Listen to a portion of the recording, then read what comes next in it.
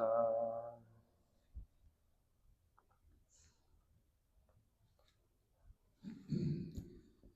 Good afternoon, Venerable Sangha.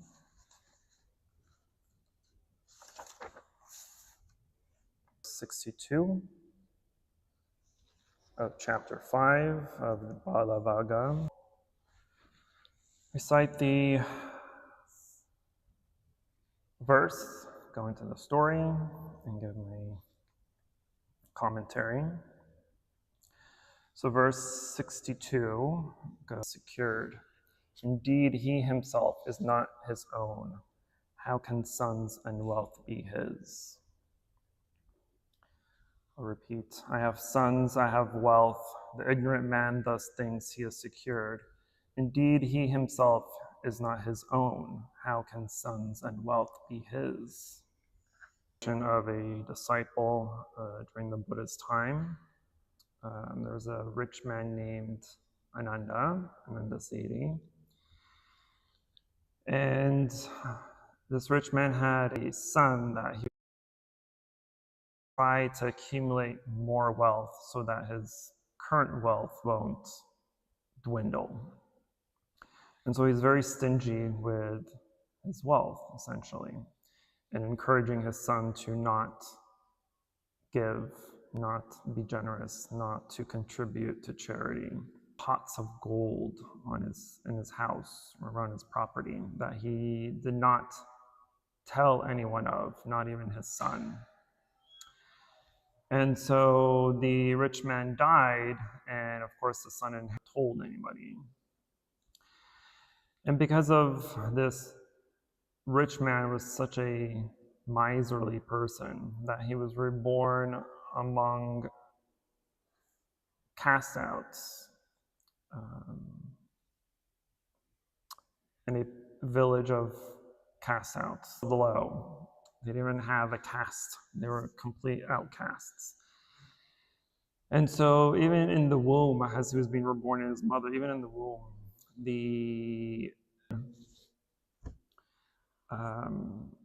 and getting any alms, getting any offerings, getting any donations from people to go out and get some offerings, to give them food and donations and whatnot. So they're able to live even as outcasts. But as soon as their collective karma of the village was essentially cursed.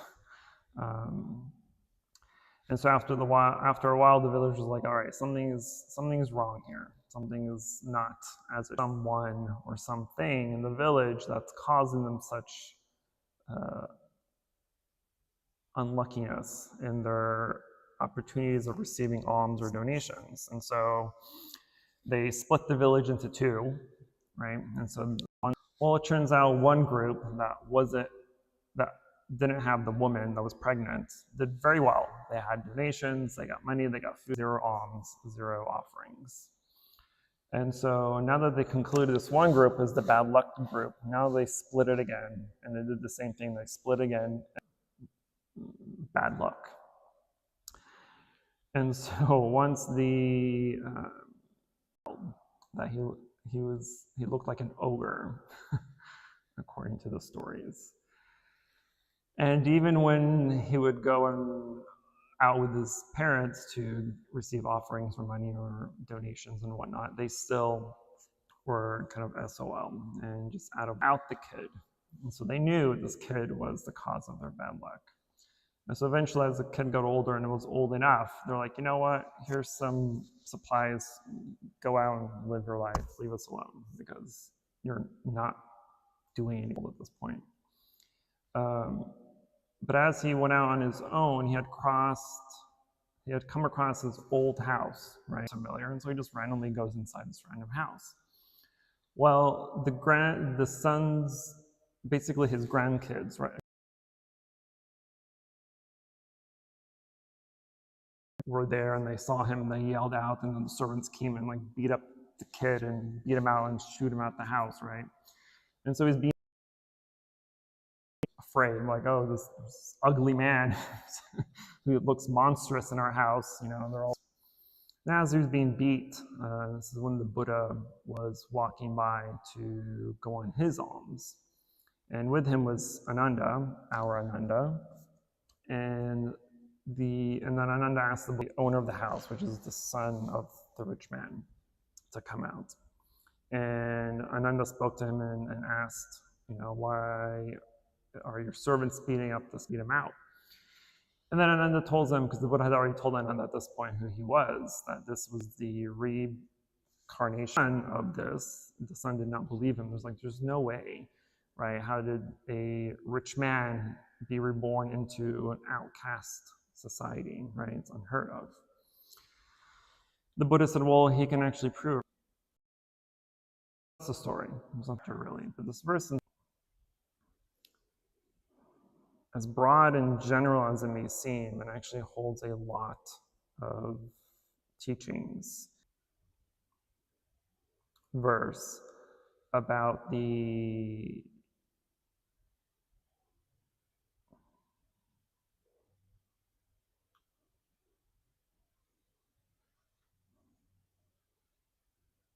difficulties of holding on to attachment, especially, and in this case, especially wealth, family, and possessions. And so the non-self and suffering, anicca, anatman, and dukkha. And as we go through this entire chapter, really, as human beings, we hold too much attachment because the misconception that we have some control over them. We have some control over the possession of these material things. So we have some control over the possession of wealth, that we have some control over the possession of our family, life that we have that is clearly impermanent. And we have no claim over ownership of these things. We don't even have claim over ownership of our own existence. If you had ownership of yourself, then think of the word owning, right? The word owning itself just means that you have control over whatever it is. Well, you still don't truly own that, because if you truly own something, that means you have complete control over every little aspect and detail, and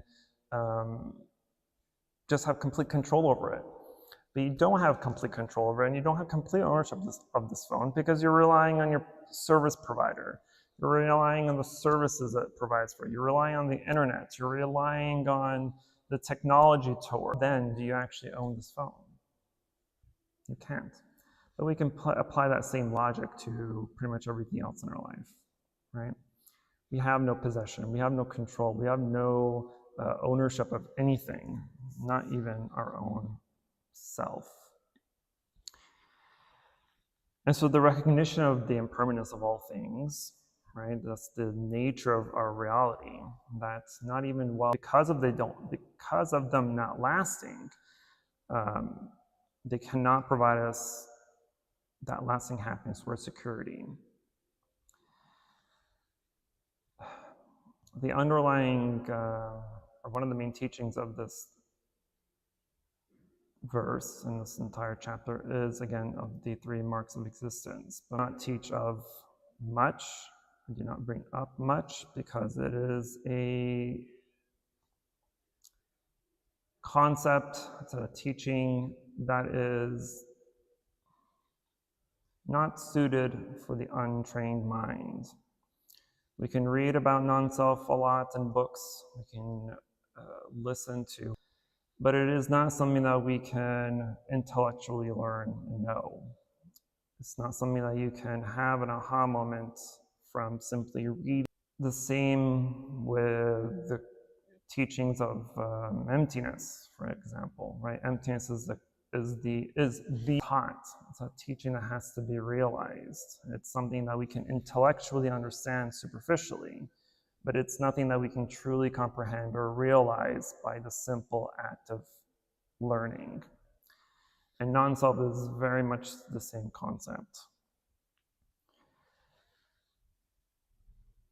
And so it's one of the teachings, because I feel like if I ever tried, I would discount or do you a disservice in a sense. I will say, which becomes very difficult of, is applying non-self in a kind of formula, and by questioning non-self itself. So I'm going to go over this formula that I go over and come to. And the formula is essentially just a bunch of questions. Being called Quang Tri. Who is this person that people call Quang Tri? Before Quang Tri was Quang Tri, who is Quang Tri? Am I this? Who am I? What am I?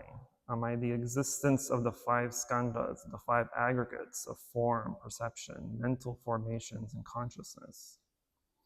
Am I this form? Am I these feelings? Am I these perceptions? Am I not of this form? If I am not of these feelings, if I am not of these perceptions, if I am not of these mental formations, and if I am not of this consciousness, then who am I?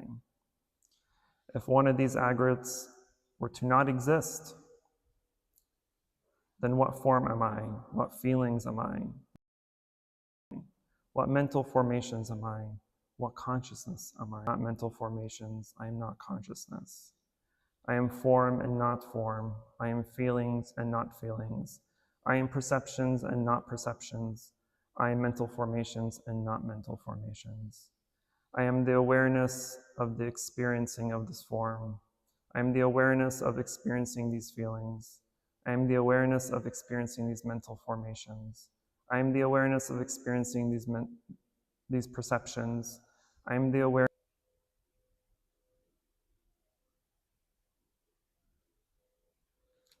Not even this consciousness is ours. This consciousness itself is like a deed to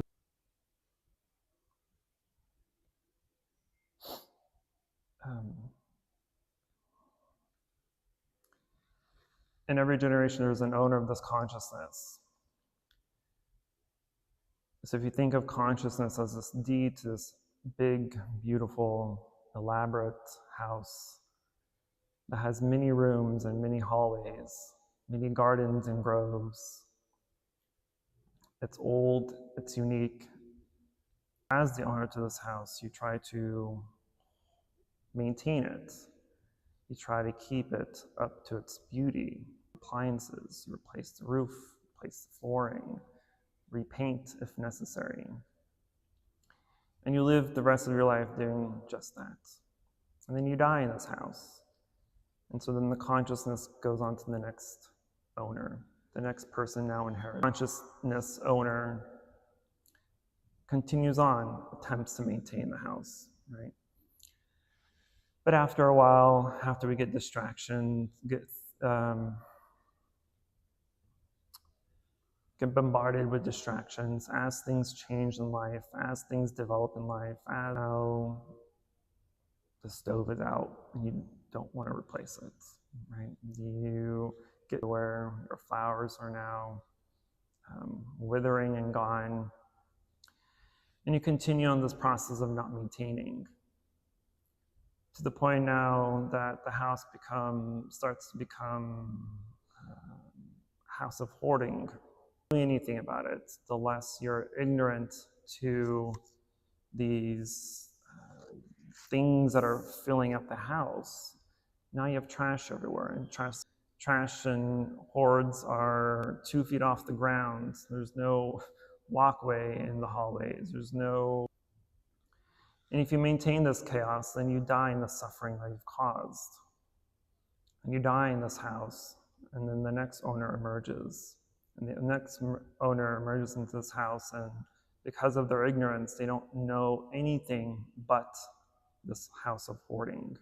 They don't know what it is to have a house that is not chaotic. The heirlooms and to the valuables of the house. You make a declaration that you want better than what this house can provide. You want better than what your life is all about, in the sense of journey just to get from one room to another, especially in a hoarder house. And so you make the resolve to clean. And so little by little, inch by inch, section by section, room by room, you start to clean up all the mess.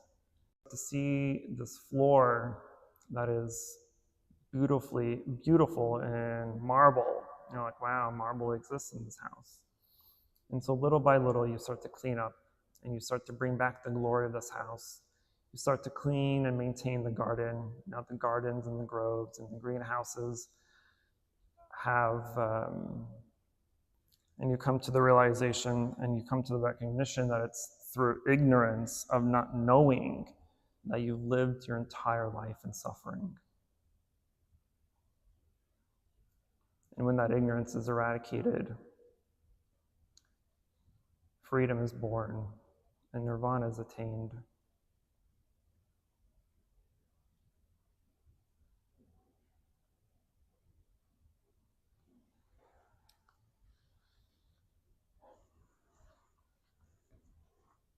Oh, slightly off topic. That is my formula of contemplating a non-self. I hope through that contemplation you have the other kind of key teaching of this verse is the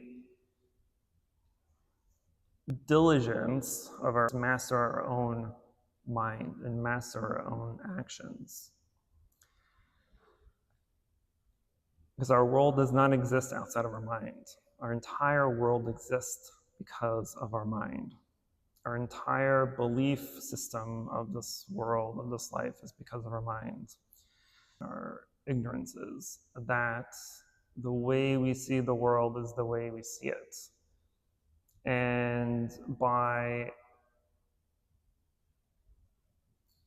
peeling away those, the only way we're going to be able to see the true nature of reality, to see that this thing, this person, this place is not enough to sustain this happiness. It's a recognition of impermanence in all things. This isn't to say it is the attachment to these things that is driving our first place. The suffering that they cause, that the happiness and unhappiness that they cause is impermanent and unnecessary in the sense of being attached to them, then we can free our delusion that we need to. Thought of thinking that you have control over something means you have zero control over it. Because if you had control over it, you won't have to acknowledge.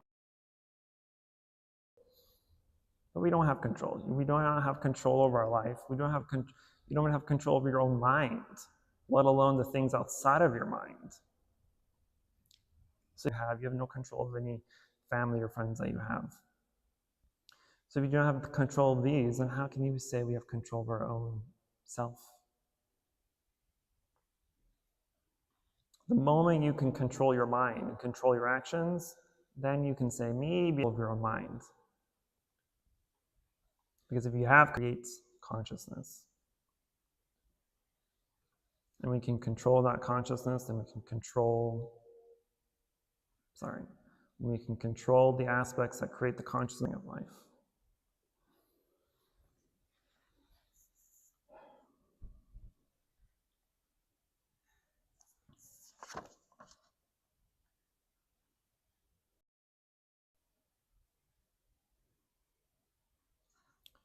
And another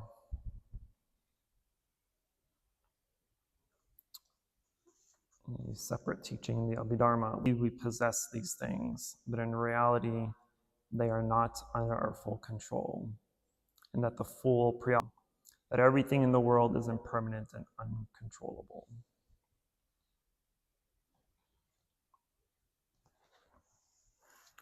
I'll stop there. Questions, concerns? Yes, sir. It reminds me a little bit about the parable of the burning house.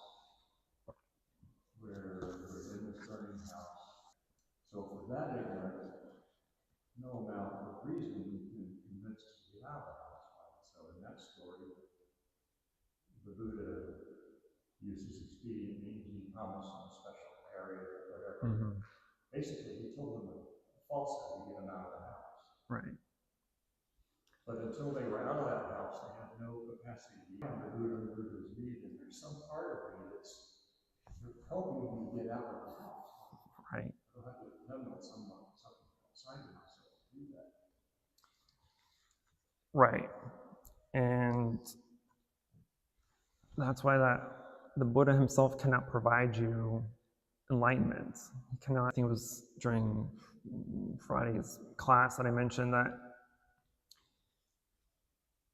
as humans we suffer, but that suffering, though is what we're trying to eradicate, is also a source of our liberation. Because we have to know that we're suffering in order that aka enlightenment, freedom from that entire sense realm of desire. But it's because we suffer, and we can acknowledge that suffering exists, and we can acknowledge that we have suffering, and that other beings are suffering, then that should inspire us. And so, yes, just like the burning house, we are all in this burning house of suffering, playing our games, watching TikToks, doing stupid stuff that doesn't matter in life. It matters that we can actually say, all right, well, there's something better than this. I want something that's better than that.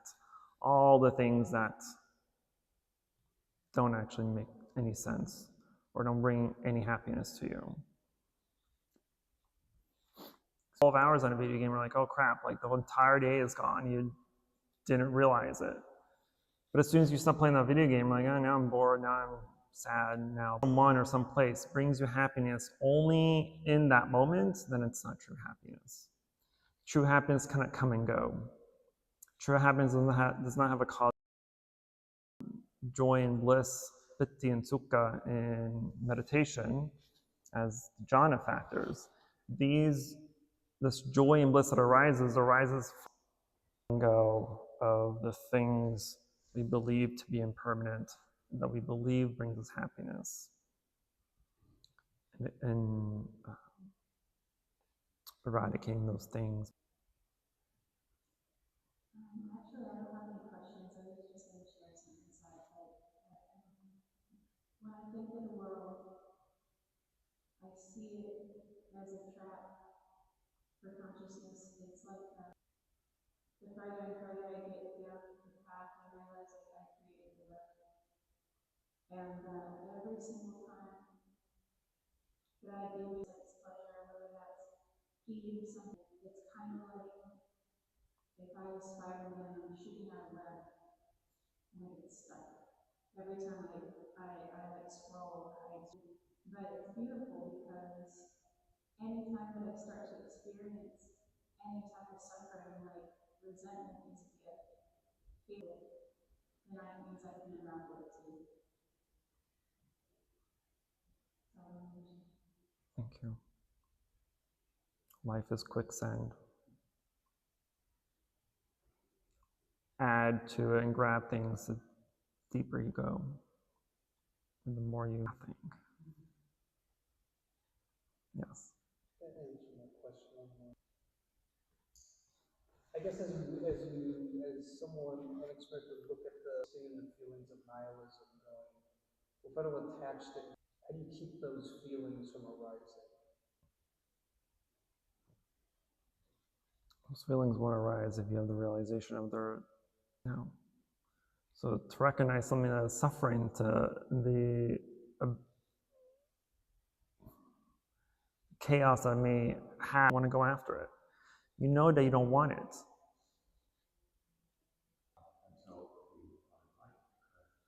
So right. It's a matter of understanding the nature of the suffering, right?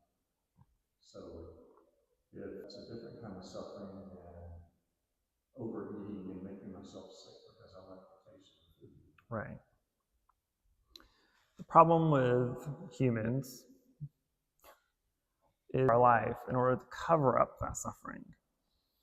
And And something that just came to me that I thought was funny is just think life, right? So these people would stink, and the only way that they would unstink themselves is by submerging themselves in their entire stinkiness, right? And so our life is kind of the same thing. We suffer, but instead of doing something about the suffering, we buy bigger houses, fancier cars, we spend more, we do more, we eat more. Fail to want to recognize it. Because if you actually do recognize the cause of suffering, then you're going to think to yourself, oh man, you'll have to do some work. People are stupid like that. That's why we're ignorant, right? So as I mentioned, it's the moment we recognize that ignorance is the reason that we suffer during our entire lives. Once we recognize that, do the work. And I hope you're one of them since you're here, right? I come with this, like, I'm into the fog, and the fog really hot, and fog. Right. So, it's causing, we don't suffer, we can realize by looking and like experiencing the pain and suffering to go into. But some people learn hard way. If you even learn hard way, you have to suffer, and then you learn. Some people learn without, because they live good life by seeing all these really the social media or the Twitter or gaming. It's just not. It's just engaged to.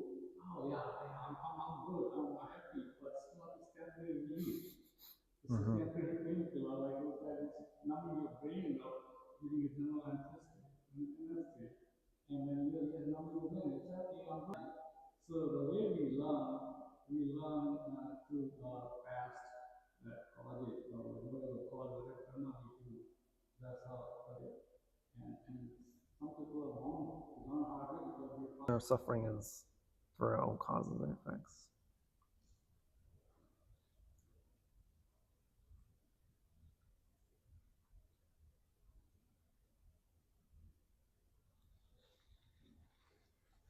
Shakyamuni Buddha Namo Shakyamuni Buddha Namo. Any positive karmic action we've accumulated here today, we wish to transfer the merit to all sentient beings and wish them fulfillment.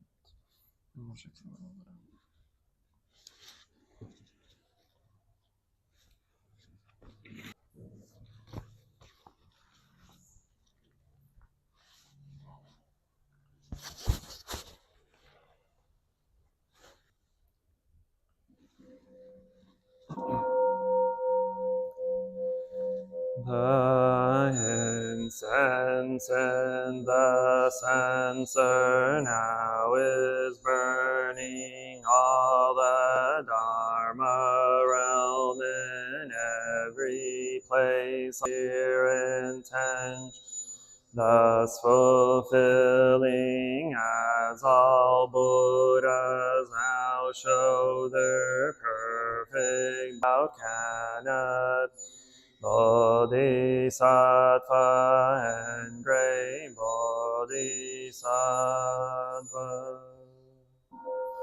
To all Buddhas and Bodhisattvas throughout space, may it be fragrant as earth herself, reflecting our fullness and the fruit, understanding slowly ripening. May we Bodhisattvas, may we awaken from forgetfulness and realize our eternally abiding Buddhas, the supreme Dharma and sagely Sangha throughout the Dharma and the ends of time.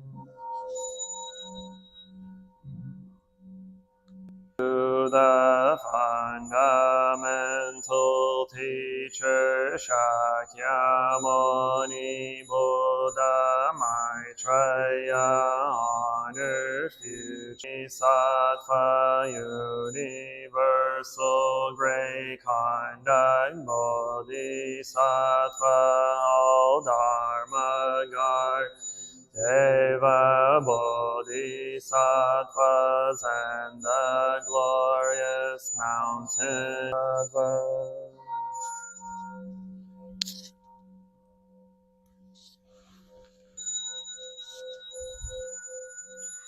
Om Amitabha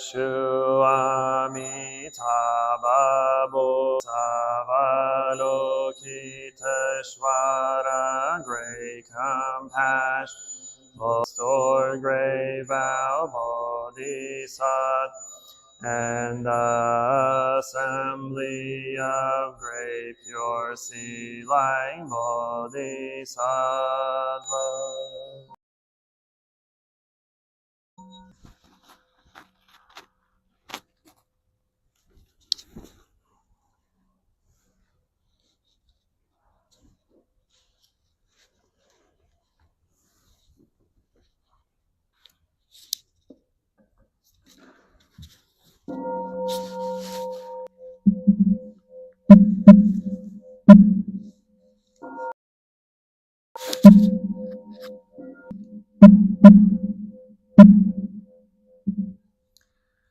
The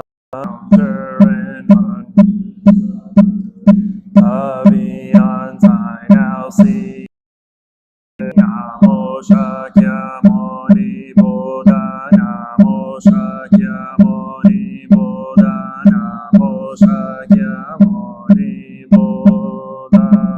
I am grateful and joyful to hear the Lotus Sutra. How hard to be born a human again, but I might Buddhist hit the son of Maitreya, not yet arisen in the long night's darkness, in the wonderful Dharma of the Lotus Sutra. Whoever copies it and he who chants the Lotus Sutra is guarded by a Pundarika Sutra. Namo Sadharma Pundarika Sutra. Please go tab. This assembly of Buddhas and Bodhisattvas and Bodhisattvas. The Sutra of the emerging from the earth at the time the Bodhisattva and Mahasattva 1,000 were immeasurable thousands and thousands million, a great host, the most honored of two-legged beings, to explain where they had come from, what with great transcendental power.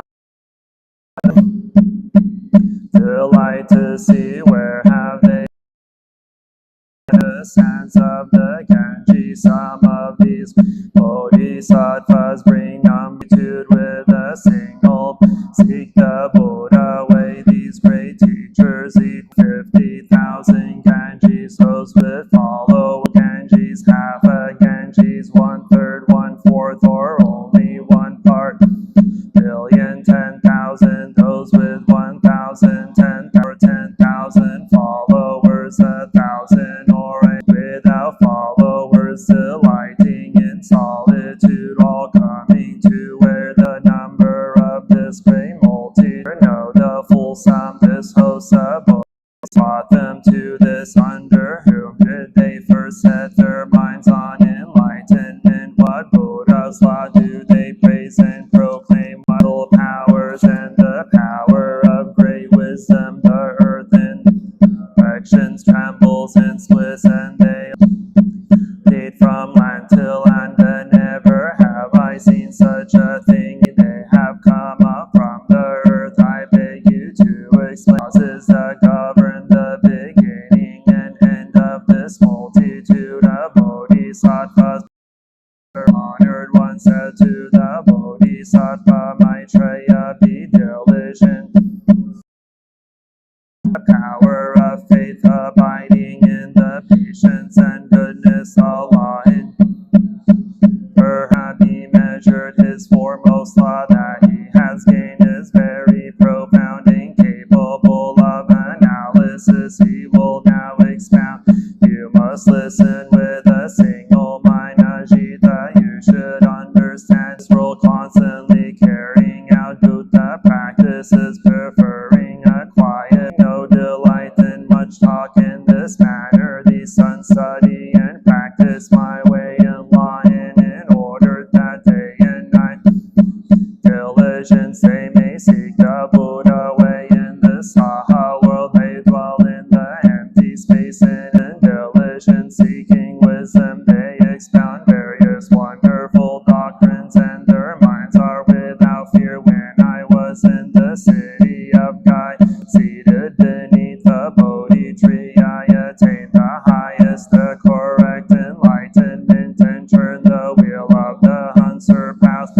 Therefore I taught and converted them, caused them for the first time to set, and all in time will be able to become Buddhas. What I speak now are true words with a single mind. You must believe them. Ever since a long distance teaching and converting this multitude, at the time the Bodhisattva Maitreya spoke and said, the past the Buddha departed from the Shakya clan, left his household in near Gaya, set under the Bodhi tree. Little time has passed since, yet these sons of the Buddha are immeasurable in number already. For a long time they have practiced the Buddha lotus flower in the water, merging from the earth, all display a reverent and respectful to found.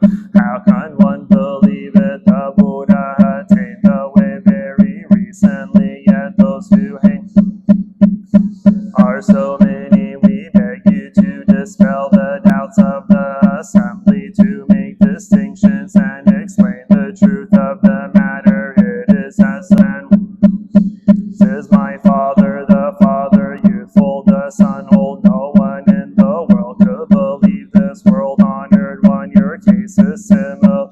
Only very recently you attained the way. These bodhisattvas are firm and will in no way timid or cultivate a mind upright in dignity and virtue. They are praised by the Buddhas of the 10 directions as able to adapt to preaching distinct. They have no wish to remain among the crowd, but constantly favor a state of meditation. And in order to seek the Buddha, they have been dwelling in the ring understanding. If with regard to this sutra one should harbor doubt and fail to believe, he will fall at once into the evil path. So we beg you, to have aspiring minds and to dwell in the stage of no regression. Chapter 16, the lifespan of Buddhahood, the number of kalpas that have passed is an immeasurable,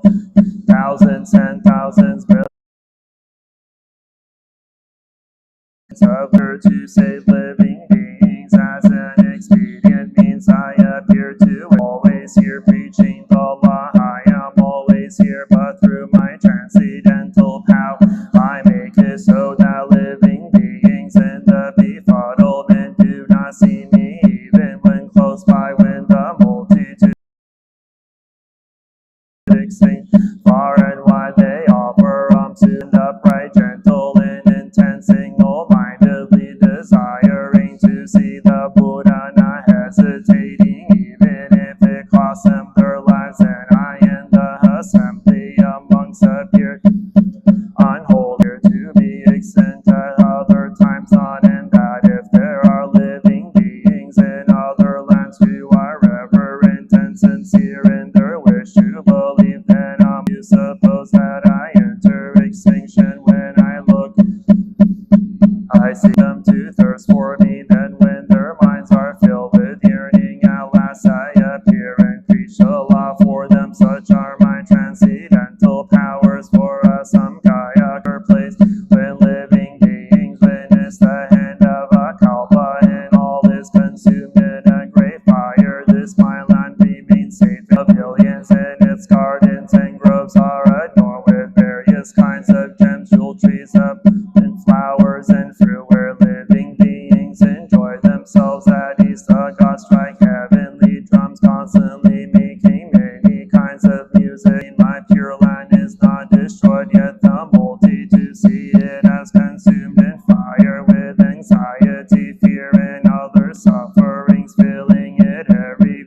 These living beings with their various name of the three treasures, but those who practice meritorious ways, who are gentle, peaceful, honest, and upright, all of them will describe the Buddha's lifespan as immeasurable. And to those who see the Buddha after a long time, I explain how difficult it is to meet the Buddha, such as the countless kalpas I gained as a result of lengthy practice. You who are possessed of wisdom, entertain no doubts on this point, cast them off in them forever, for the Buddha's words are to cure his deranged son. So in fact the life he gives outward, he is dead, yet no one can say he speaks falsely. I am the father of this world, saving those who suffer and are afflicted because of the befuddlement of ordinary people. Though I live violence and selfishness arise in their minds, abandoning restraint they give themselves up to the five desires and fall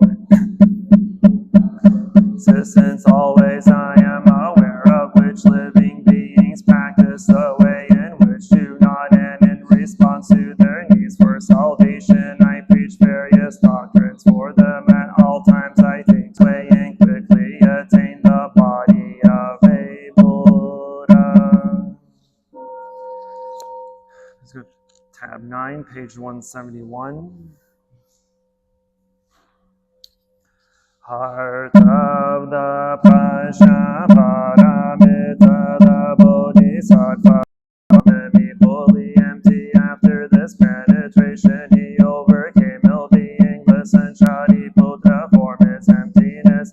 This is true with feelings, perceptions, mental formation, neither produced nor destroyed, neither defiled nor immaculate, neither increasing nor decreasing. Therefore in emptiness there is body or mind, no form, no sound, no smell, no taste, no touch, no object of mind, no realms of elements, interdependent origins, understanding, no attainment, because there is no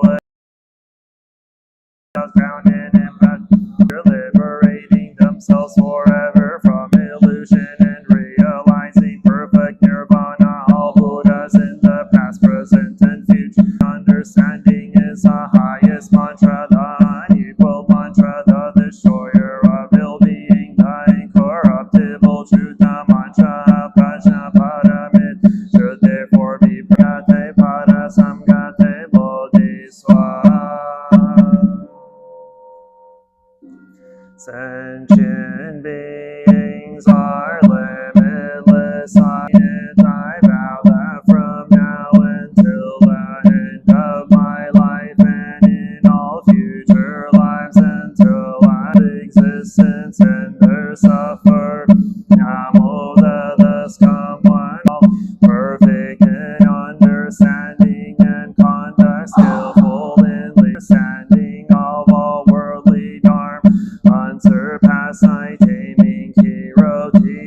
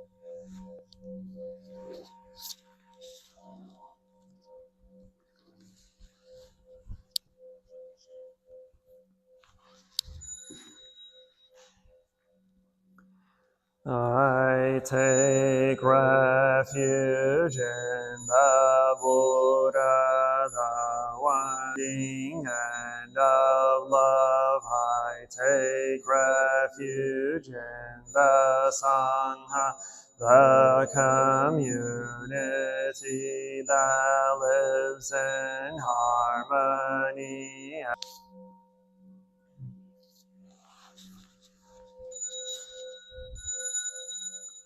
Dwelling in the refuge of Buddha, really see the path, the refuge of Dharma. I learn to open many doors on the path of refuge of Sangha. Shining light thus supports me, keeping my practice free of obstruction.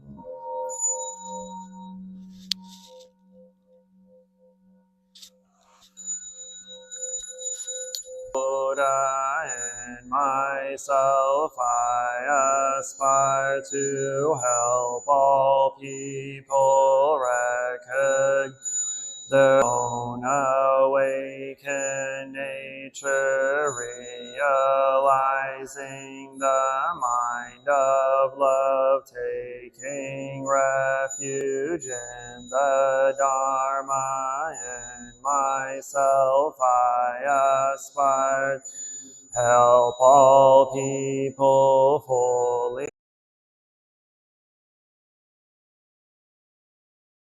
path of liberation, taking refuge in the Sangha. In myself I aspire, help all people build fourfold community. Sing the sutras, practicing the way of awareness, gives rise to beings. We vow to offer tribute to parents, teachers, friends, and numerous beings who give guidance and support.